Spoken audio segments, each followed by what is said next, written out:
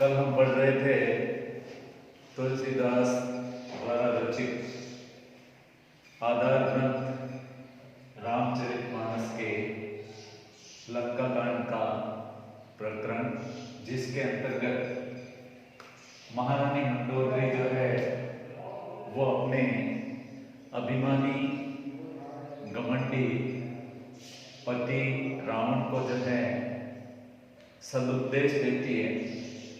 उसको जो आदर्श सीख दे रही थी उसके बारे में पढ़ा। उसी प्रसंग को आगे बढ़ाते हुए और जो चौथा पद्य है वो आज हम शुरू करेंगे। चौथे पद में मंदोदरी जो है अत्यंत अश्रुपूरित आंसुओं के साथ पुनः जो है रावण से विनम्र अनुरोध करती हुई कहती है। क्या कहती है उसका वर्णन यहाँ तुलसीदास ने इस चौपाई के माध्यम से किया है कि सजल नयन कह जुग कर जोरी, सजल नयन कह जुग कर जोरी, सुनहु प्राणपति विनती मोरी, तन तन राम विरोध परिहरहु, जानि मनुज जनि हट मन धरहु। कह रही है पतिदेव, हे प्राणपति, आप मेरी विनती सुन लीजिए। और ऐसा कहते हुए मंदोदरी की आंखों में आंसू है। वो अपने दोनों हाथ जोड़ करके और सजल नेत्रों से पति रावण से कहती है कि हे पतिदेव, हे स्वामी, आप मेरी बात सुन लीजिए। इस प्रकार आप कंत यानी स्वामी राम से विरोध न कीजिए। राम के प्रति जो विरोध है उसका परिहर हो, मैंने त्याग कर दीजिए। राम के प्रति विरोध का भाव है उसको त्याग दीजिए, छोड़ दीजिए। और इस तरह से राम को केवल एक साधारण सांसारिक मनुष्य मत समझिए। इस प्रकार जो आप अपने मन में हट किए हुए हैं कि राम कोई भगवान नहीं है, वो तो एक साधारण मनुष्य है, इस तरह का जो आपका हट है, जो आपने मन में धारण कर रखा है, ऐसे अपने मन के उस हट को, उस जिद को त्याग दीजिए। इस तरह की लोक शिक्षा जो है वो यहाँ महारानी मंदोदरी के द्वारा रावण को दी गई है। फिर वो राम के स्वरूप का, उनके बल का वर्णन करती है और रावण से कहती है कि विश्वरूप रघुवंश मणि, करम वचन विश्वास, लोक कल्पना वेद कर, अंग अंग प्रतिजास। हे स्वामी, रघुवंश मणि अर्थात प्रभु श्री राम जो है विश्वरूप है, अर्थात संपूर्ण संसार के स्वरूप है। यानी राम को आप संपूर्ण संसार का स्वरूप मानिए, अर्थात संपूर्ण संसार जो है वो राम में निहित है। इस तरह से मान लीजिए और आप मेरे इस बात पर विश्वास कीजिए, क्योंकि राम जो है वो विश्व रूप है। ऐसा वेद इत्यादि में भी कहा गया है। पूरा संसार जो है ऐसी कल्पना करता है। संसार यानी वेद में भी ऐसा ही कहा गया है कि राम के अंग अंग में संपूर्ण विश्व जो है वो विद्यमान है, अर्थात संपूर्ण विश्व जो है उन्हीं से रचित है। ऐसा मान लीजिए, मेरी बात का विश्वास कीजिए। यानी वो बार बार रावण को ये विश्वास दिलाना चाहती है कि राम कोई साधारण पुरुष नहीं है, वो एक विष्णु के अवतार हैं, अवतार पुरुष हैं, स्वयं साक्षात विष्णु हैं। आप मेरी इस बात का विश्वास कर लीजिए, क्योंकि ऐसा सारा संसार मानता है, ऐसा सारा संसार कहता है। फिर वो राम के उस विराट स्वरूप का वर्णन करती है कि राम का स्वरूप कितना विशाल है, कितना विराट है। जैसा कि महाभारत में कृष्ण के उस विराट स्वरूप का वर्णन देखने को मिलता है। वैसा ही राम का विराट स्वरूप यहाँ चित्रित किया है तुलसीदास ने, और उस विराट स्वरूप का वर्णन जो है मंदोदरी अपने पति रावण से करती है। कहती है कि पद पाताल शीस अज धामा, अपर लोक अंग अंग विश्राम, भृकुटी विशाल भयंकर काला, नयन दिवाकर कच घन माला। अर्थात राम का स्वरूप बहुत विशाल है। उनके जो पैर हैं वो पाताल तक विस्तृत है, अर्थात पाताल जो है वो उनके पैर है। कहने का मतलब उनके पैर इतने विशाल है कि पाताल तक विस्तृत है, और उनका सिर जो है वो अजधामा ब्रह्मलोक तक विद्यमान है। अर्थात ब्रह्मलोक तक जो है उनका वह सिर जो है वो विद्यमान है। कहने का मतलब उनका सिर तो ब्रह्मलोक है, उनके पैर पाताल है, और अपर लोक अंग अंग विश्राम, और उनके प्रत्येक अंग के अंदर ये संपूर्ण संसार जो है वो विद्यमान है। सारा संसार उनके अंग अंग में विद्यमान है। इतना विशाल उनका स्वरूप है। इतना ही नहीं, भ्रुकुटी विशाल भयंकर काला, और राम की जो भ्रुकुटियां हैं, भौहें हैं, तिरछी भौहें, वो तिरछी भौहें जो है विशाल भयंकर मृत्यु का स्वरूप है। अर्थात उनकी तिरछी जो भौहें हैं वो साक्षात विशाल भयंकर मृत्यु के समान है। और नयन दिवाकर कच घनमाला, उनकी आंखें जो है साक्षात सूर्य के समान है, अर्थात सूर्य के उद्दीप्त स्वरूप के समान उनकी आंखें हैं।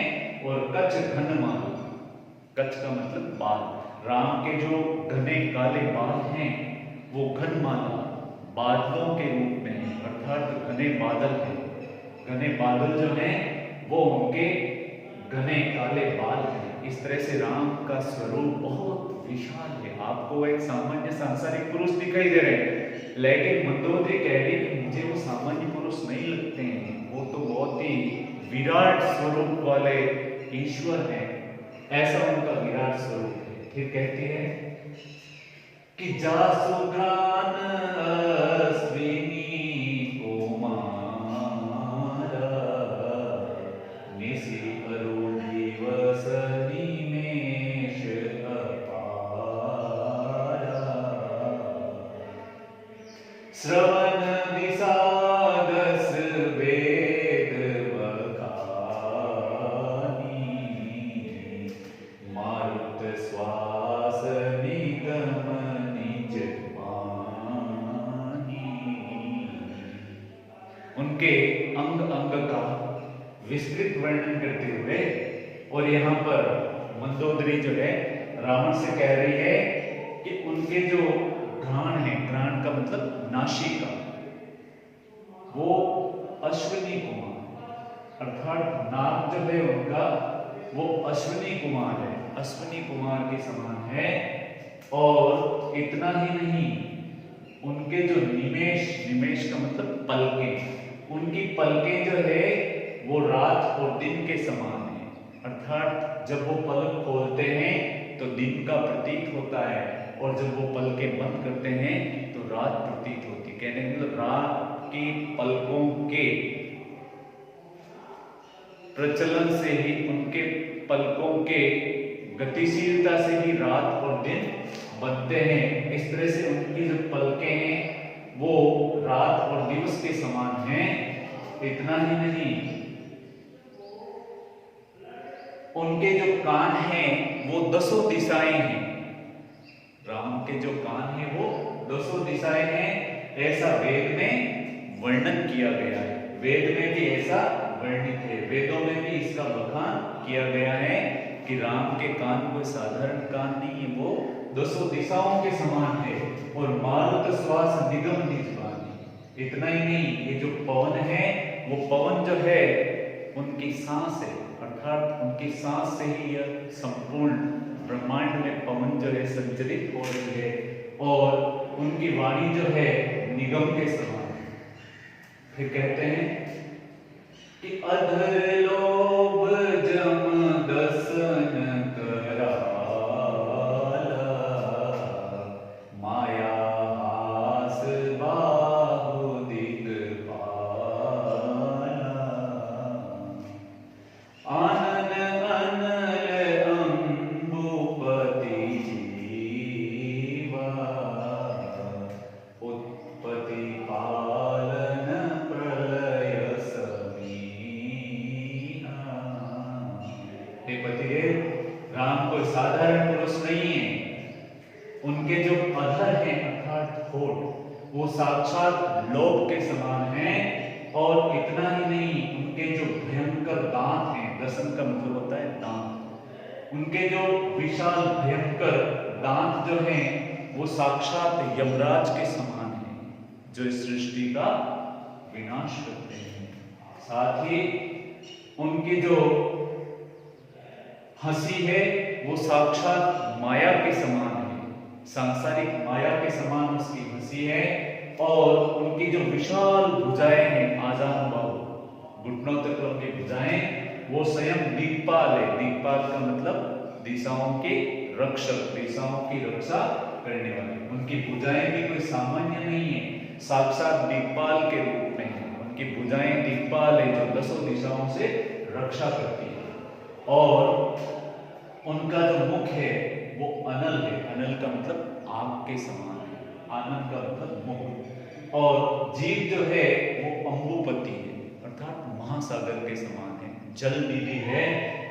इस तरह से राम जो है वो उत्पत्ति करने वाले हैं, अर्थात ब्रह्मा है, पालनहार है, अर्थात विष्णु है, और प्रलय अर्थात शिव है। इस तरह से राम त्रिदेव हैं, जो ब्रह्मा के रूप में भी है, विष्णु के रूप में भी है और शंकर के रूप में भी, शिव के रूप में भी है। अर्थात सृष्टि के रचयिता, सृष्टि के पालनकर्ता और सृष्टि का संहार करने वाले हैं। हे स्वामी, ऐसे हम राम के स्वरूप को आप जानिए, समझिए। फिर कहते हैं कि रोम राजी अष्टादश भारा, अस्थि शैल सरिता नस जारा, उदर उदधि अध गो जाता, जगमय प्रभु का बहु कल्पना। कहते हैं मंदोदरी कि राम के जो रोम रोम हैं वो 18 पुराण के समान हैं, और उनकी जो अस्थियां हैं वो सेल है, यानी इस धरती पर विद्यमान पहाड़ हैं। और उनकी जो नसें हैं अर्थात सिराएं और धमनियां वो सरिता है, अर्थात धरती पर प्रवाहित होने वाली नदियां हैं। और उनका जो उदर यानी पेट है वो उदती है, सागर के समान है। इस तरह से राम का संपूर्ण स्वरूप जो है वो जानने योग्य है। इस तरह से प्रभु श्री राम जो है वो जगमय है, संपूर्ण संसार में है, यानी सारा संसार उनमें विद्यमान है। ऐसी जो है सभी ने जो है राम के बारे में कल्पना की है। तो हे स्वामी, हे पति, आप राम के उस विशाल विराट स्वरूप को जानिए, समझिए, और इस तरह से आप राम से जो है शत्रुता त्याग दीजिए और राम का भजन कीजिए, राम की शरण लीजिए। इस तरह से वो अपने पति को जो है राम के विराट स्वरूप का वर्णन करते हुए उसको एक आदर्श सीख दे रही है। आगे दोहे के माध्यम से फिर राम के स्वरूप का वर्णन किया है कि अहंकार शिव बुद्धि अज मन ससी चित्त महान, राम मन ससी चित्त महान, मनुज बास सचराचर रूप राम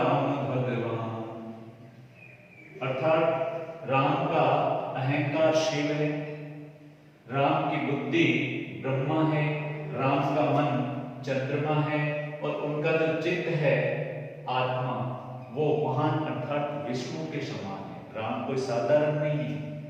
शिव स्वयं राम के अहंकार हैं, अर्थात अहंकार के रूप में विद्यमान है, और ब्रह्मा जी राम की बुद्धि के रूप में विद्यमान है।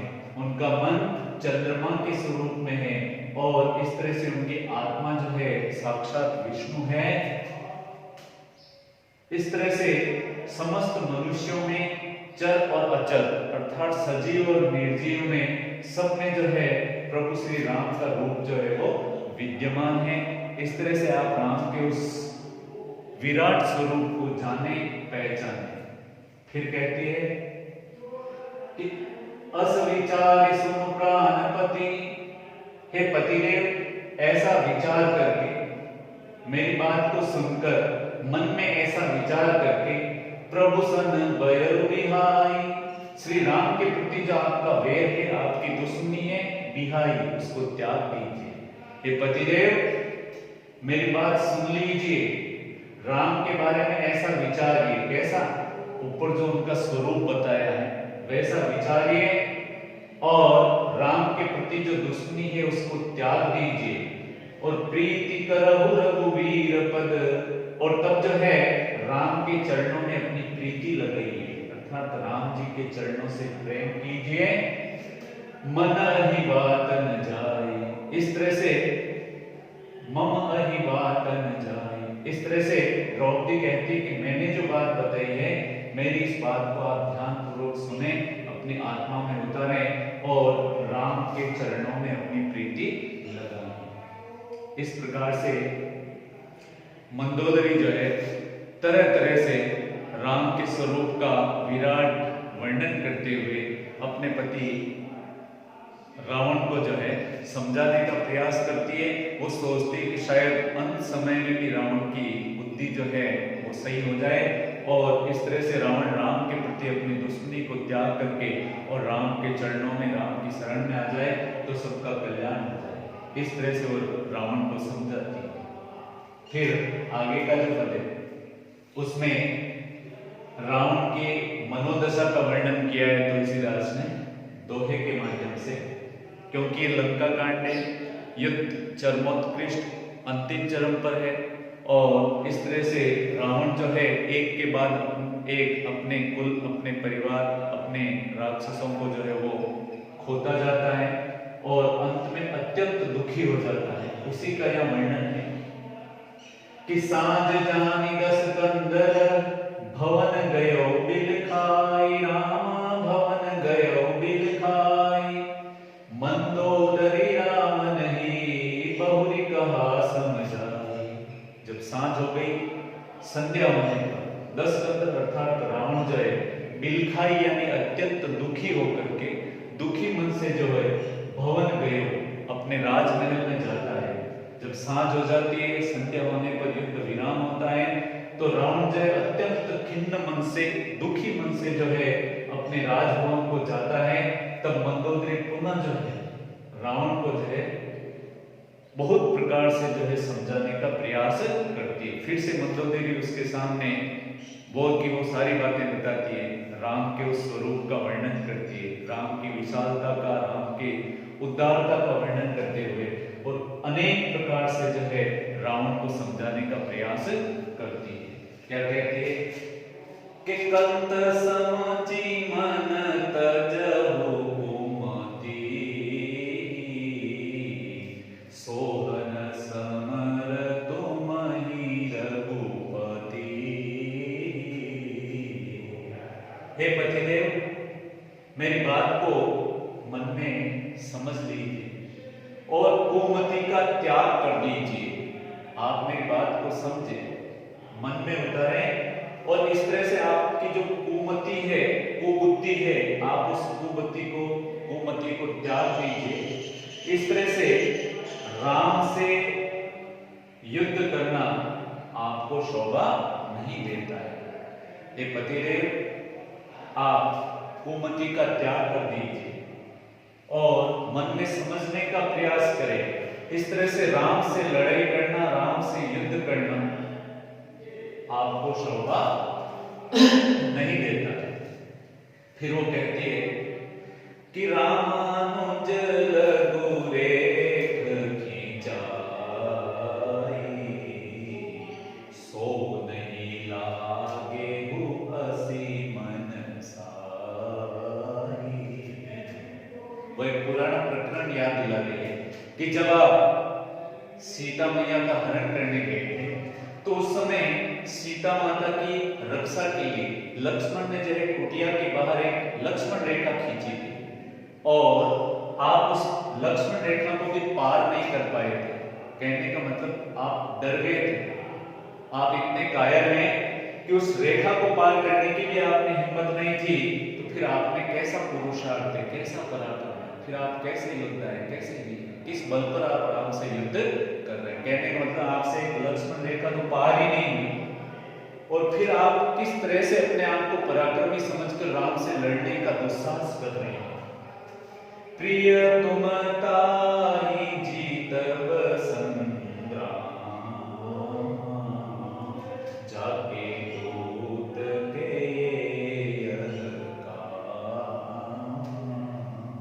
इतना ही नहीं है प्रियतम, आप उनसे युद्ध जीतने की सोच रहे हैं कि जिनके दूत ने जो है किस तरह का कारनामा किया। कहने का मतलब यहां बता रही है कि हनुमान जिनके दूत हैं, जिन्होंने लंका में आकर के किस तरह अपने पराक्रम का प्रदर्शन किया, किस तरह से उन्होंने लंका को जला दिया, जिनके दूत इतने पराक्रमी हैं, आप ऐसे उन राम से युद्ध जीतने की कल्पना कर रहे हैं, युद्ध जीतने का सपना देख रहे हैं। कहने का मतलब ये आपका सपना कैसे साकार हो सकता है। फिर कहते हैं कि कौतुक सिंधु लांघित लंका, आयो कपि के हरि असंका। राम के दूत हनुमान के बारे में कह रहे हैं कि जिनके दूत ने जो है खेल खेल में ही समुद्र को लांघ लिया था, समुद्र को पार कर लिया और लंका में पहुंच गए। और इस तरह से जो वानरों में केहरी है, अर्थात वानरों के जो राजा है अर्थात हनुमान, केहरी का मतलब होता है शेर, और शेर वन का राजा होता है और हनुमान जो है वह वानर राज है, वानरों के राजा है। तो यह कह रही है कि हनुमान कोई साधारण नहीं थे, वो वानरों के सिंह हैं और इस तरह से बिना शंका के उन्होंने जो है निशंक होकर के और खेल खेल में ही समुद्र को लांघ करके और लंका में पहुंच गए और लंका में आकर के उन्होंने इतनी तबाही मचाई। ऐसे उनके दूत है, ऐसे उन राम से आप युद्ध जीतने की सोच रहे हैं, कैसे संभव। फिर कहती है हनुमान के पराक्रम का वर्णन कि रखवारे हति विपिन उजारा, देखत कोई अचक कही मारा।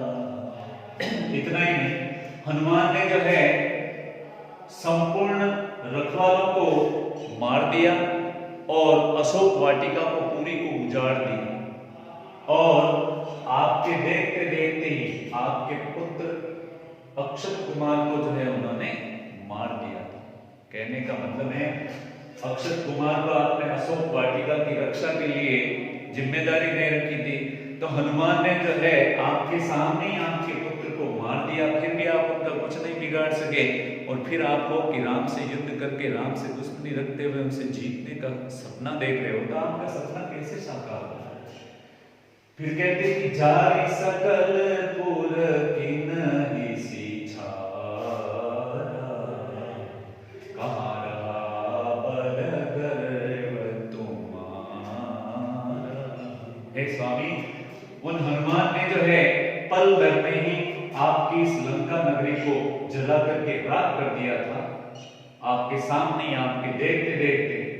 फिर आपका वह बल, आपका वह गर्व कहां गया, कहां था। कहने का मतलब आप अपने आप को इतना पराक्रमी समझते हो, बलशाली समझते हो, आपको अपने बल पर इतना घमंड है, तो आपका बल तो उसी दिन चूर चूर हो गया था कि जिस दिन राम के दूत ने सहज ही में लंका पर चढ़ाई करते हुए लंका पहुंच करके लंका में अशोक वाटिका को नष्ट करके, आपके पुत्र को मार करके, संपूर्ण सोने की लंका को जला करके राख कर दिया, फिर आपका बल कहाँ गया? आपका वह गर्व कहाँ गया? कहने का मतलब आप में बल होता तो ये सब होता क्या? तो आप सोच लीजिए आप कितने बलशाली हैं, फिर आप क्यों राम से दुश्मनी कर रहे हैं, क्यों राम से जीतने का स्वप्न देख रहे हैं? फिर कहती है कि अब पति निषादाल जनी मारहु, मोर कहा कछु हृदय विचारहु।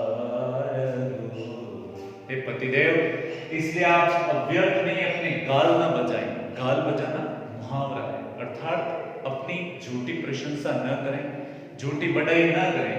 अब आपका अपने बल की प्रशंसा करना, अपने पराक्रम का बखान करना व्यर्थ है, बेकार है।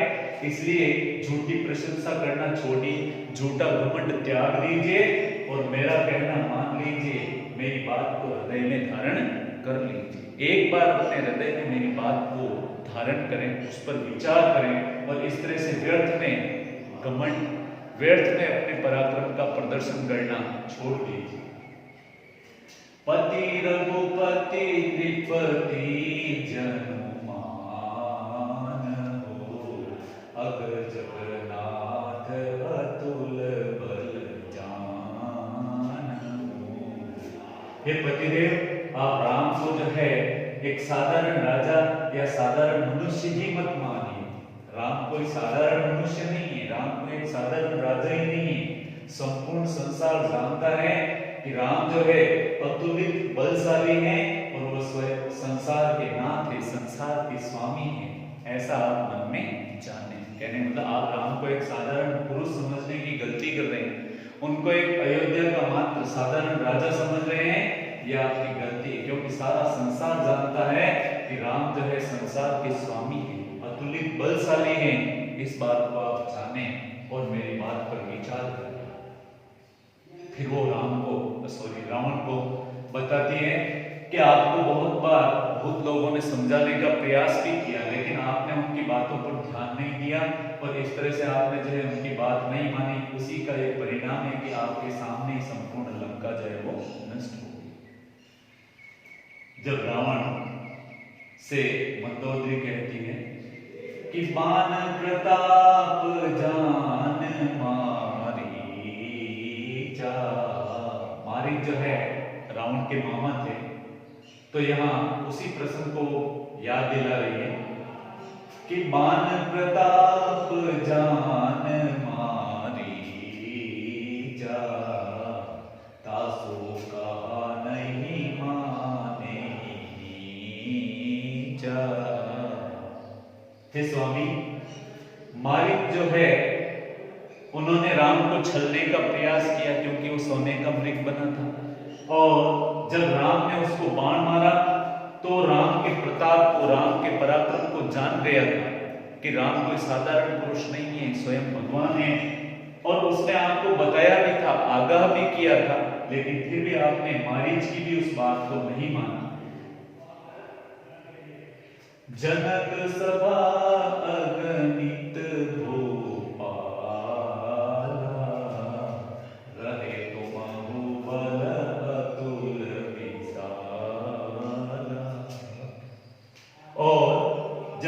सीता का स्वयंवर हो रहा था, वहां आप भी गए थे। आपने देखा था कि वहां राजा जनक की सभा के अंदर अनेक ऐसे बड़े बड़े राजा महाराजा जो अत्यंत बलशाली थे, विशाल बल के धनी थे, वो सब के सब वहां उपस्थित थे, लेकिन किसी ने भी उस धनुष को नहीं उठा पाया। भंजी धनुष जानकी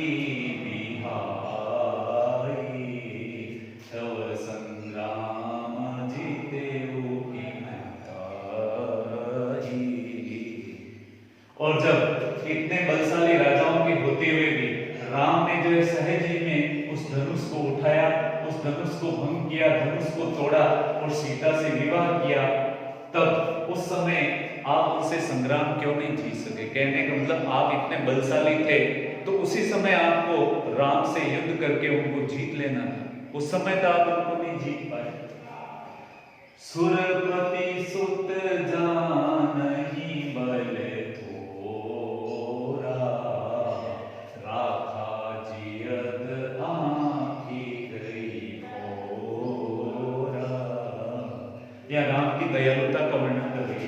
कि एक बार सुरपति यानी इंद्र के, सुत यानी पुत्र ने, एक बार इंद्र के पुत्र ने जो है कौवे का रूप धारण करके और सीता मैया के पैर के अंगूठे पर चोंच लग रही थी, चोंच मारी थी, तब राम ने उसको पकड़ लिया और पकड़ करके और उसकी एक आंख फोड़ दी, लेकिन उसको जीवित छोड़ दिया। कहने का मतलब वो चाहते तो उसको मार भी सकते थे इस धृष्टता के लिए, लेकिन उन्होंने उसको मारा नहीं।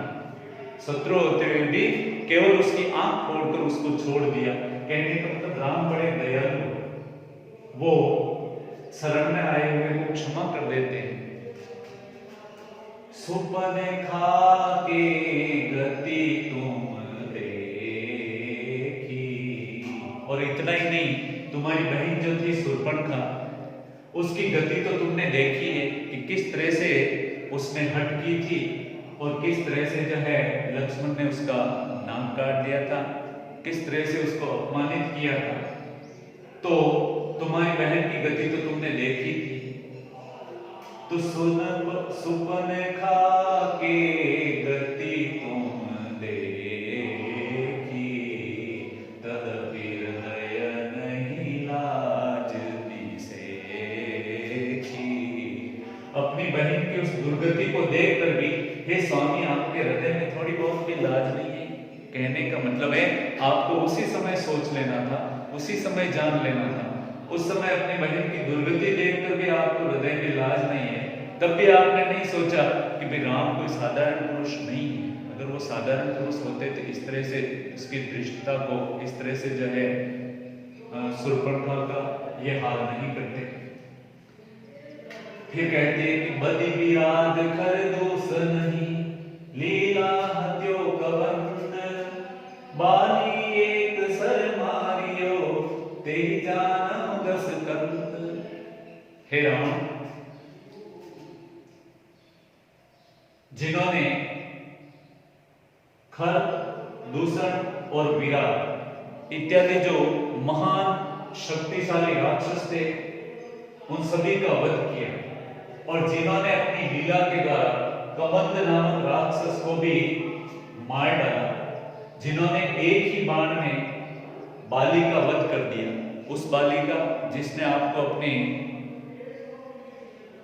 पराक्रम दिखाते हुए और 6 महीने तक जो है अपनी बगल में दबा कर रखा था, ऐसे उस बलशाली बाली को भी राम ने महज एक बाण में मार दिया।